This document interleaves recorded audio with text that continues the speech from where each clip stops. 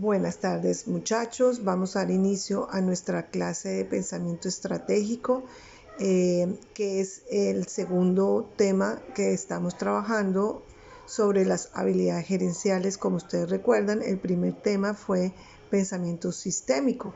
Y les decía yo en su momento que el pensamiento sistémico es la base o el fundamento para poder desarrollar pensamiento estratégico. Entonces, el día de hoy vamos a ver qué es eso del pensamiento estratégico. No necesariamente una persona que tiene pensamiento sistémico tiene pensamiento estratégico. Yo puedo ser muy holístico, muy complejo, entender las dinámicas, las interacciones, las relaciones causa-efecto, el tejido que voy armando y todo lo que hemos hablado de la multidimensionalidad y en fin. Y otra cosa es tener pensamiento estratégico. Eso es un tema que también se viene desarrollando mucho.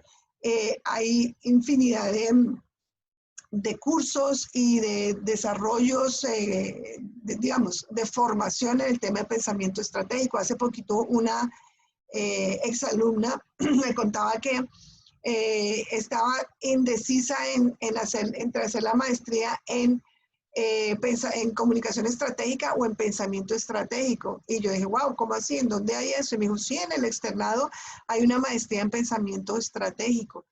Y ella se decidió por esa maestría. Entonces, fíjese cómo es de importante seguir formándose en estos temas, ¿cierto? Entonces, para empezar, es importante entender, ya lo hemos hablado, el pensamiento es una dinámica o una manera de interpretar el mundo, ¿sí? La manera como pensamos nos permite interpretar el mundo. Por eso los modelos intervienen de manera significativa en la manera en que actuamos. Y hay esa inconsistencia entre lo que pensamos y hacemos. Y aquí la idea es que el modelo mental esté orientado hacia lo estratégico. Y eso es parte de lo que Senge nos habla del dominio, cómo yo logro dominar mi pensamiento, domino mi ser y hago que ese ser esté en coherencia con la realidad. Es decir, una cosa es lo que soy, otra cosa es la realidad que rodea y cómo yo actúo frente a eso. Eso tiene que ver mucho con la forma en que pienso y cuáles son los modelos mentales que tengo. En este caso, el pensamiento, la manera como interpreto el mundo y actúo, me comporto, pues se empieza a fundamentar más a otro nivel más estratégico, ¿sí? Es decir, el pensamiento sistémico, sobre el pensamiento sistémico construyo o fundamento mi pensamiento estratégico. Hay dos palabras claves en estrategia. Esta materia se llama comunicación estratégica. Creo que hemos hablado muchas veces de este tema, pero nos sobra seguir mirándolo, ¿no? Un componente importantísimo es el posicionamiento. Algunos de pronto habrán oído la palabra posicionamiento desde el marketing, ¿cierto? Y desde cómo logro poner una marca, un producto, un servicio a un nivel top, es decir, que sea el primero en la línea. Pero realmente posicionamiento desde lo estratégico va mucho más allá. Posicionamiento es un lugar, un punto a donde quiero estar, que quiero que sea mi lugar en el planeta, si podríamos decirlo de alguna manera. Cuando yo ocupo un lugar físicamente, pues nadie puede ocupar ese lugar porque estoy yo ahí, ¿cierto? Entonces, no se trata de ser mejor que o más que, sino ocupar un lugar diferencial, ocupar un lugar que me identifique y que me determine a mí. Y solamente yo lo puedo hacer. No es que alguien me ponga, sino que es el desarrollo, en este caso estoy hablando individual, luego lo transportamos o lo proyectamos al tema organizacional. Pero es ubicar un espacio a donde quiero llegar. Eso de alguna manera está relacionado con la visión, ¿sí? Entonces yo hoy en día me pregunto si cada uno de ustedes tiene una visión estratégica de su vida. ¿Cómo se proyectan en 5 años? Es una pregunta que hacemos mucho en la entrevista. ¿Cómo me veo en 5 años? Pero no como un sueño. No, yo quiero ser una presentadora. No, o sea, en una realidad. O sea, me veo trabajando en tal sitio, haciendo tal cosa, con estas capacidades, con este perfil profesional, ¿sí? No lo soy ahorita, quiero llegar a hacerlo y ahí es donde empieza a funcionar el tema de la competitividad. ¿Qué se entiende por competitividad en esta era o en este contexto actual? Competitividad es la capacidad de mejorarme, de autorrecrearme, de perfeccionarme hasta la excelencia para llegar a ese punto donde quiero llegar. La competitividad hoy en día se entiende como una autodeterminación, una autorregulación para ser mejor de lo que fui ayer. Eso es un cambio total de lo que era el sentido de la competitividad en la era industrial o postindustrial, industrial, en términos de que yo competía con otro, ¿sí? Yo tenía que ser mejor que el otro. Entonces, si el otro era mediocre, pues fácilmente era mejor, ¿sí? Entonces éramos dos mediocres. Hoy en día la competitividad es mi capacidad de minimizar mis errores, de potenciar mis capacidades y de buscar la excelencia, ¿ok?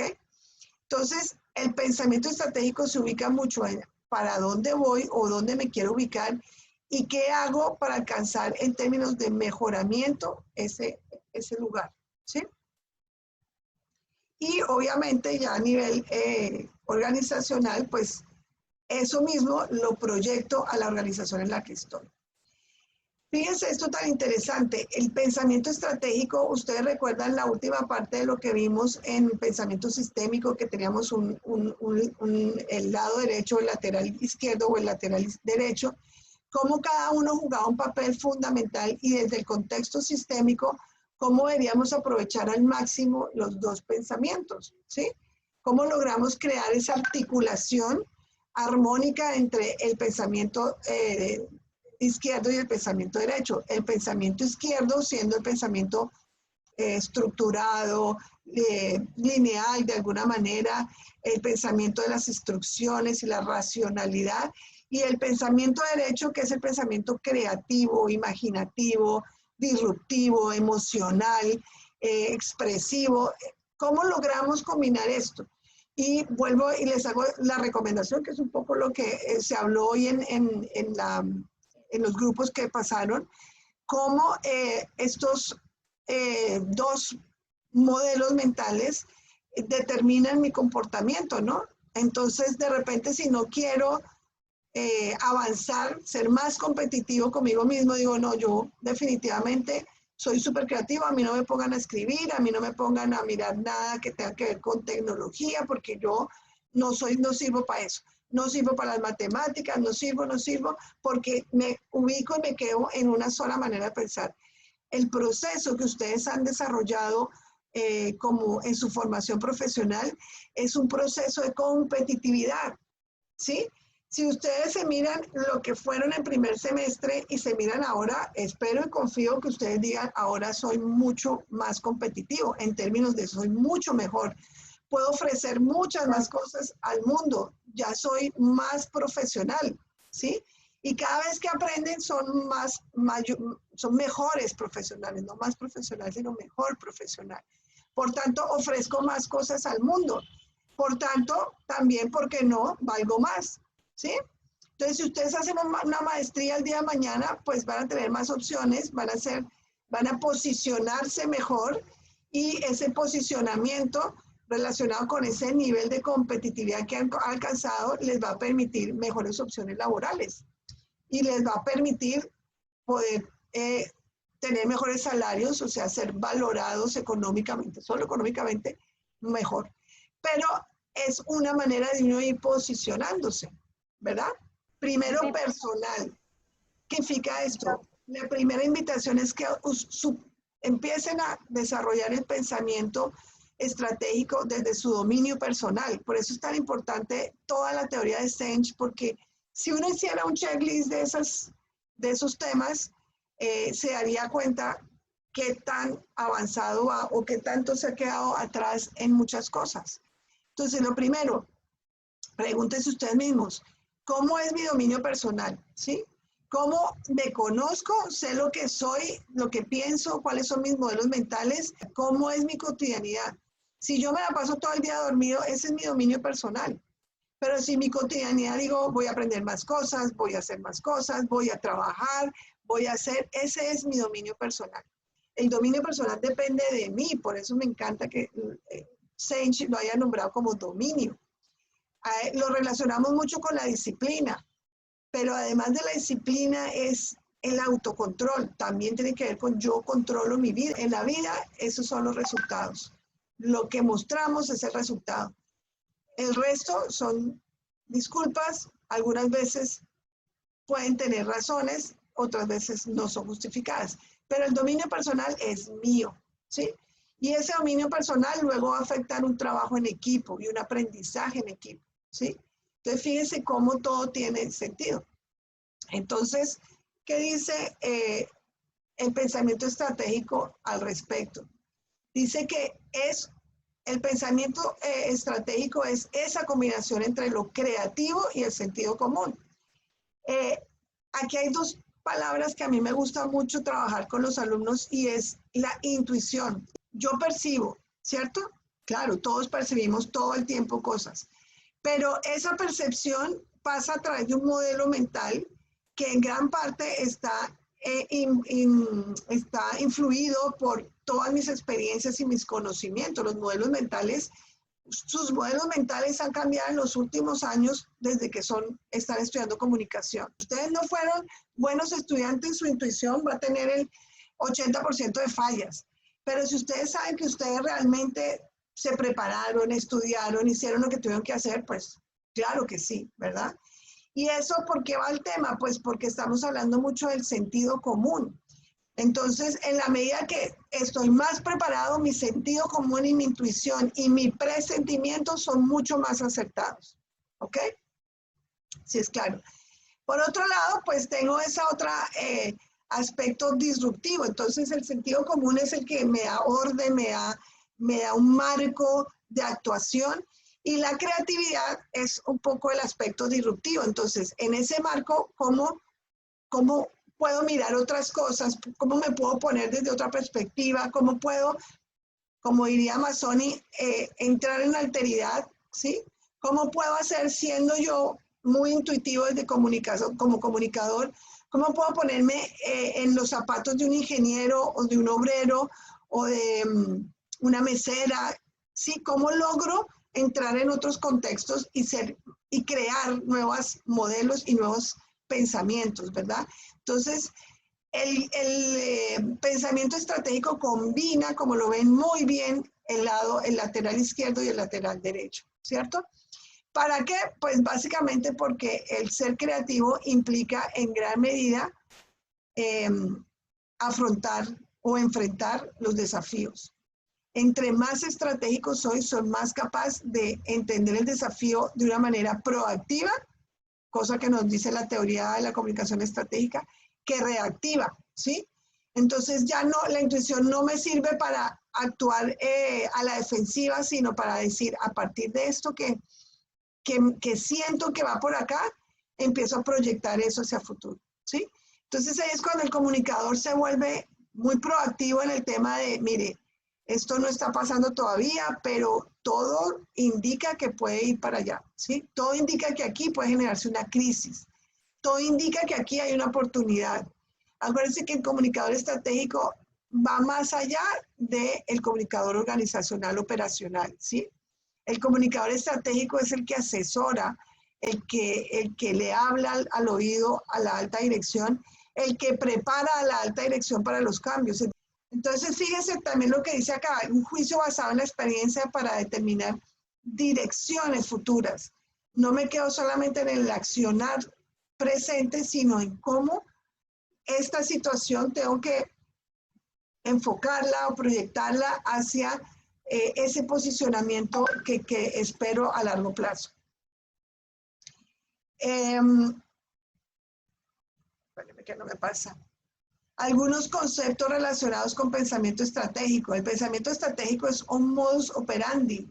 Para los que no tengan todavía claro ese concepto, es prácticamente una habilidad comportamental, ¿sí? Es cómo me comporto, cómo opero yo a través de ese modelo mental llamado pensamiento estratégico, ¿sí? Y obviamente es una manera de ver el mundo, ¿no? Es un modo de ver el mundo desde otra perspectiva, ¿sí?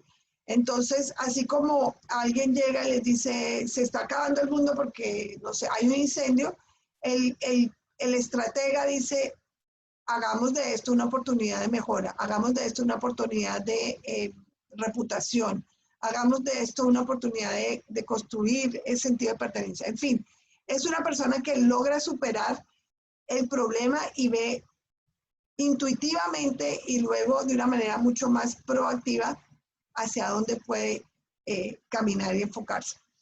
El estratega ve su entorno y su entorno como un todo, y eso es bien importante. El pensamiento, fíjese que aquí es donde fundamenta el estratega, se fundamenta en el pensamiento sistémico, porque logra ver el todo desde sus múltiples dimensiones. Creo que a estas alturas ustedes ya tienen más que claro que todo lo estratégico tiene esa palabra puesta, ¿no? Lo multidisciplinar, multidimensional, multisemántico, multiactoral, en fin. Cómo el estratega tiene esa capacidad versátil de ver el todo y ver las partes. Hablamos también, pues, de estos otros temas que también ya los tenemos claro dentro de nuestra teoría de la comunicación estratégica, que es lo multidisciplinar. Un estratega, en principio de la alta dirección, tiene la capacidad de ver, ponerse en los ojos desde el modelo mental del financiero, desde el marquetero, desde el de recursos humanos, entender la organización desde las múltiples dimensiones y lograr crear una transversalidad entre todas. Esta misma función la debe tener un comunicador estratégico, ¿sí? Tiene que tener la capacidad, no significa que yo me las sé todas como abogado, yo nunca seré abogado, pero sí puedo articular todas esas disciplinas entendiendo que la comunicación es el resultado de todas ellas, ¿ok? El estratega ve el mundo desde diferentes perspectivas, cambiando constantemente su punto de vista, ¿sí? Por tanto, es una persona altamente adaptable, una persona altamente empática con el mundo.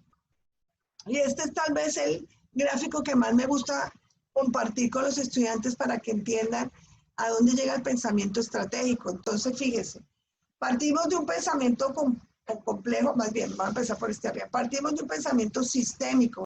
Antes de eso, ustedes o el ser humano normalmente nos forman desde chiquitos en el colegio en estos tipos de pensamientos. Entonces, el pensamiento lógico es el que nos da las matemáticas, nos da luego temas como el cálculo, la física, y es todo ese aprendizaje lógico, duro, estructurado y lineal, que es importante porque eso me da un orden, está muy relacionado con el orden, ¿cierto? Con una manera estructurada, digamos, secuencial de hacer cosas que luego me van a ayudar a que mi acción sea mucho más estructurada. Por otro lado, tenemos el pensamiento analítico. Ustedes lo trabajan desde el colegio y luego en la universidad, pues, trabajamos permanentemente en desarrollarles cada vez más ese pensamiento. Ustedes recuerdan que siempre hablamos de las 4 pilares del sello sergista. Uno de esos pilares es el pensamiento crítico. Bueno, el pensamiento crítico se fundamenta mucho en el pensamiento analítico. Es la capacidad de comprender, de entender, de no quedarse solo con lo que puramente queda en la memoria, sino traspasar eso y a partir de lo analítico, sobre todo, ser muy propositivos, ¿sí? Entonces, el pensamiento analítico me permite entender las partes, hacer un proceso mental que me permita interpretarlas y a partir de eso proponer, ¿cierto? Eso es el pensamiento crítico, es esa capacidad también de superar, poner un poco la distancia y poder ver las cosas de diferentes perspectivas y tomar posiciones. Tiene que ver mucho con la capacidad argumentativa, no es que tener pensamiento crítico no significa que yo simplemente peleo y no estoy de acuerdo. Es tener argumentos para que el otro pueda entender mi posición y entender las ventajas de mi posición o el beneficio de mi posición. Está el pensamiento intuitivo, que ya lo vimos, es ese pensamiento que parte mucho de algo que algunas veces no creemos mucho, que es lo perceptivo, ¿sí? Ustedes son comunicadores, la comunicación bueno, diría yo, en un 100% es perceptiva. Nosotros nos comunicamos por los ojos, por las manos, por el tono de voz, nos comunicamos por eso que llamamos un poco el feeling de la comunicación, el tono, el famoso tono de la comunicación. Y esos elementos perceptivos, todo ser humano los procesa, todos los seres humanos tenemos intuición. Unos la bloquean, unos la ignoran, otros le tienen miedo, otros la aprovechan. Entonces, fíjense cómo no se trata de pensar solamente de una manera. El estratega tiene la capacidad de involucrar todos estos pensamientos, ¿sí? El pensamiento intuitivo tiene también mucho que ver con el pensamiento emocional o con esa inteligencia emocional de la que tanto se habla hoy en día, ¿sí? Y de esa capacidad neurolingüística, de esas cosas que no pasan por el consciente, pero que sí pasan por el subconsciente y me crean situaciones. Entonces, a veces digo, no sé por qué esto no me gusta, no sé por qué esta persona no me da confianza. Ahí hay un componente intuitivo. Ojo, vuelvo al punto, o sea, lo intuitivo se fundamenta mucho en mi modelo mental. Entonces, de ahí tengo que volverme al modelo mental y decir, bueno, mi modelo mental es el correcto, pero si yo he hecho bien mi tarea y yo digo que soy comunicador, mi modelo mental debería estar fundamentado en comunicación, ¿verdad? Yo pienso como comunicador, yo siento como comunicador, entonces mi pensamiento intuitivo me permite explorar ese subconsciente que no sé en qué momento aprendí o quién me lo dijo, pero lo sé, ¿sí? Entonces es bien importante. Y por último, bueno, por último no, por otro lado tenemos el pensamiento creativo, lo decía ahorita, que es el pensamiento disruptivo, el pensamiento que rompe lo que ya está, que cambia los modelos, que propone nuevas miradas, que propone nuevos contextos, en fin, todo lo novedoso, lo que cambia, lo que transforma, lo que crea, está mucho en ese pensamiento. No porque esté solo ahí, sino porque es el resultado de todo esto, ¿sí? Por ejemplo, un emprendedor, un visionario, el resultado de sus pensamientos está articulado en todo lo anterior. Todo eso, bueno, justamente lo permite el pensamiento sistémico. El pensamiento sistémico es el que me permite mezclar, interactuar desde los diferentes pensamientos. Cuando yo tengo todo esto, entonces construyo un pensamiento complejo, ¿sí? Es decir, el pensamiento sistémico une todo y hace que todo eso unido se vuelva un pensamiento complejo. Y es ahí donde aparece el pensamiento sistémico, es decir, teniendo todo esto anterior y teniendo claro que lo que yo hago, lo hago con dos objetivos: posicionarme, buscar un punto de llegada, buscar un enfoque a largo plazo, y lo segundo, ser competitivo en términos de valor. Ser competitivo es ser cada vez mejor, ser competitivo es valer cada vez más. Entonces, si yo tengo claro que valgo más hacia un punto donde quiero llegar, ya estoy desarrollando pensamiento estratégico. Aquí ven, muchachos, muchos de los elementos que componen ese pensamiento estratégico. Casi que ustedes podrían hacer un checklist con esto, ¿sí? ¿Cómo es mi visión de la vida? En este momento, ¿cuál es la visión de vida que tengo? ¿Cómo me estoy enfocando hacia esa visión? ¿Sí? ¿Qué tan complejo soy? ¿Qué tanta capacidad holística tengo? ¿Cómo es mi capacidad sistémica en términos de interrelacionamiento? ¿Sí? De ver las conexiones que tengo y cómo esas conexiones fortalecen mi tejido. Vamos a entrar a un tema un poquito más duro, y es cómo ese pensamiento estratégico es la base y el fundamento de lo que ya ustedes harán como planeación estratégica y como comunicación estratégica. Entonces, fíjense que aquí hablamos de dos cosas. El plan como tal es un qué hacer, qué voy a hacer, cuál es el plan, ¿sí? Y la estrategia es el cómo. Por tanto, la parte estratégica es donde se involucra el pensamiento estratégico, ¿sí? Es decir, un pensamiento estratégico que se pone en función de un plan.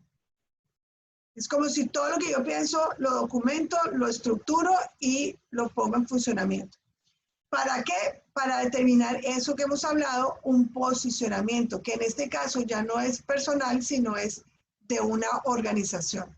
Y que busca, acuérdense siempre desde lo estratégico, generar valor a largo plazo. Lo estratégico siempre será algo que le da valor y que se sostiene en el tiempo. Alguna referencia de la planeación estratégica, pues digamos, siempre ha existido, pero a nivel organizacional se empezó como a formalizar y a visibilizar y a documentar en los años 60, ¿sí? ¿Por qué? Porque digamos que la industria, que estamos en toda la era industrial, cada vez se hizo mucho más compleja en tamaño, en forma, en relacionamiento.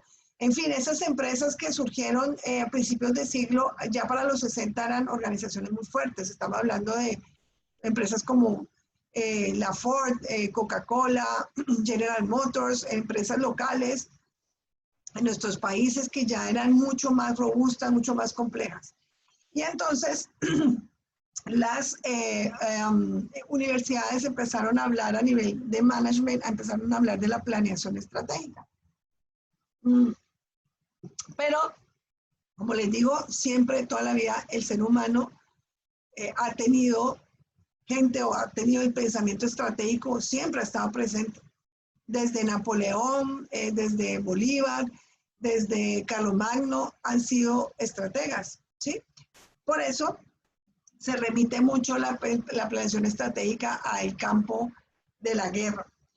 Y ahorita hablamos de eso un poquito más. ¿Qué es entonces la planeación estratégica? Es un proceso, porque hablamos de proceso, porque parte de un plan, pero es un camino. Un proceso es un qué hacer y una gestión que permite a través de la planeación buscar esa posición competitiva que queremos lograr, ¿sí? Entonces fíjense que siempre les he hablado que estrategia tiene que ver con posición competitiva.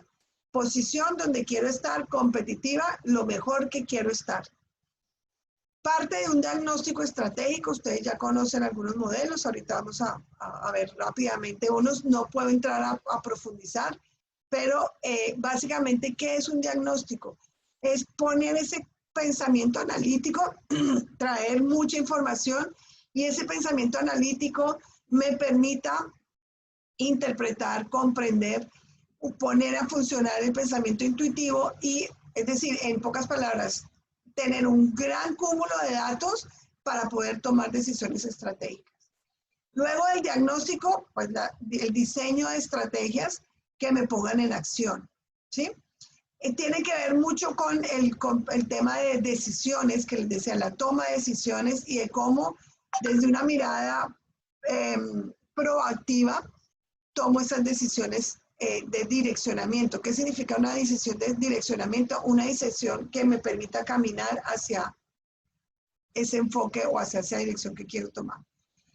Y tiene que ver mucho con el tema de los objetivos. Entonces, la planeación, que empieza con un diagnóstico, luego determina unas estrategias, luego se operacionaliza a través de objetivos. ¿Ok? Todo esto en un entorno que está en permanente cambio y que además implica una gran capacidad de adaptarme y de sobrevivir en esos cambios que se dan permanentemente. Y aquí viene un poquito de historia sobre esto que es el pensamiento estratégico, la planeación estratégica. Les decía que las teorías de planeación estratégica se basan en gran medida como en dos grandes miradas o modelos mentales. El modelo occidental, que se fundamenta, cuando hablo de occidental es de lo que nosotros llamamos la sociedad occidental, ¿no? Europa, América, especialmente Estados Unidos, y otros rasgos un poco latinos, pero con más fuerza en las propuestas de los gringos, los estadounidenses y de los europeos, que era basada en la guerra. ¿sí? Entonces, esta teoría habla de varias cosas. Habla desde la mirada o el modelo de la guerra, cómo ese modelo de la guerra lo volvemos una analogía en las organizaciones o más bien en el management, en la gerencial. Se aplicó en gran medida, se volvieron estos conceptos parte de la gerencia a partir de estos años en donde se retoma toda esa historia militar y se dice cómo lo hacían y cómo podemos aplicar eso a las organizaciones. Por eso, desde este modelo, la competencia no la vemos con nosotros mismos. La competencia es el otro, es lo que antes se veía como el enemigo. Y ustedes pueden ver muchas películas no tan antiguas, de los años 80. Hay una película que se llama El Lobo de Wall Street, no sé si alguno la ha visto, y otras por el estilo, en donde ser competitivo significaba acabar con el otro, ¿sí?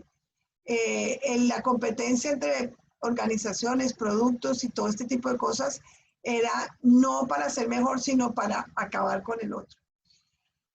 Tiene que ver mucho con eso, con la anulación, con el ataque, con el enfrentamiento. En la escuela japonesa, el concepto cambia. Entonces, ¿qué pasó? En los años 60, un poco antes, más bien en los años 50, a raíz de la Segunda Guerra Mundial, en donde, como ustedes ya saben, uno de los países más devastados fue Japón, porque pues allá fue donde se estalló la bomba nuclear. Japón quedó destruido económicamente, socialmente, desde todo punto de vista.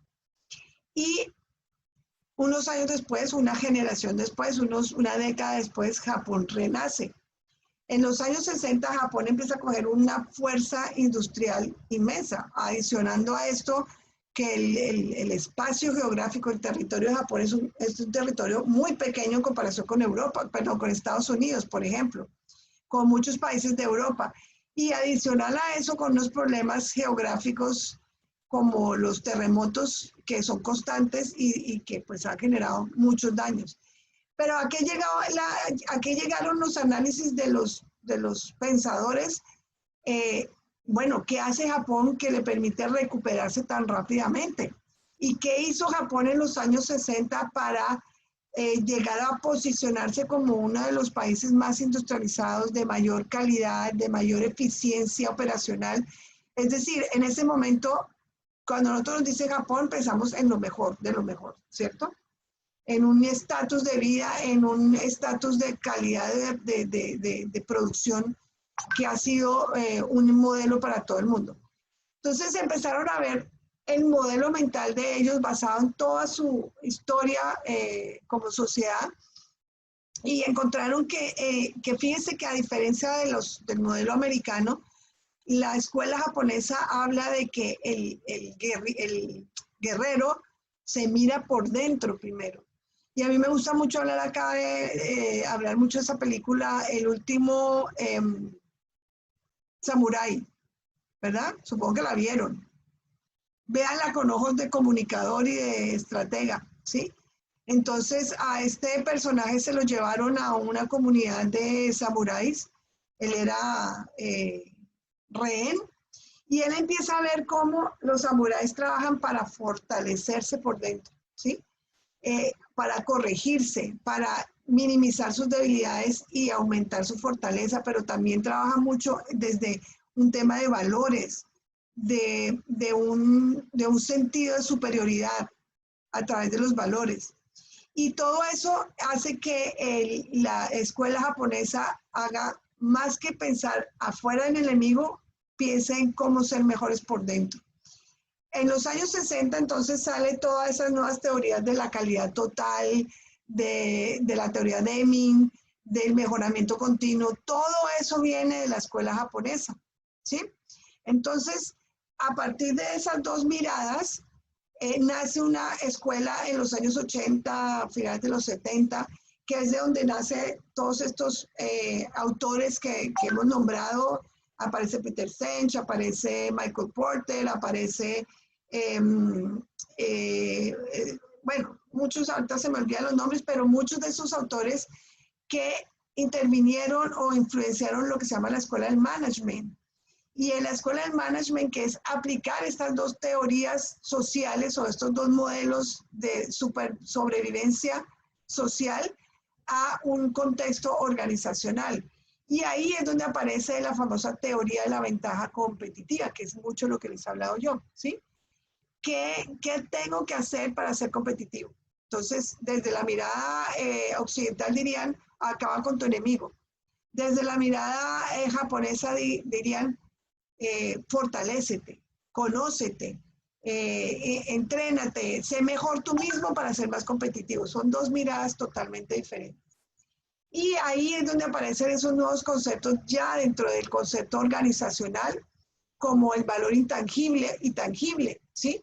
Entonces, ellos reconocen, o en la escuela management empieza a evidenciarse que no solamente lo tangible vale, es decir, no solamente que yo sea una organización con un gran flujo de caja y un gran patrimonio económico sea la mejor, porque la plática se acaba. Creo que este año eso lo aprendieron muchas empresas, ¿no? Tenían mucha solidez económica, pero de repente no supieron, no pudieron adaptarse a los cambios y la plática se fue acabando.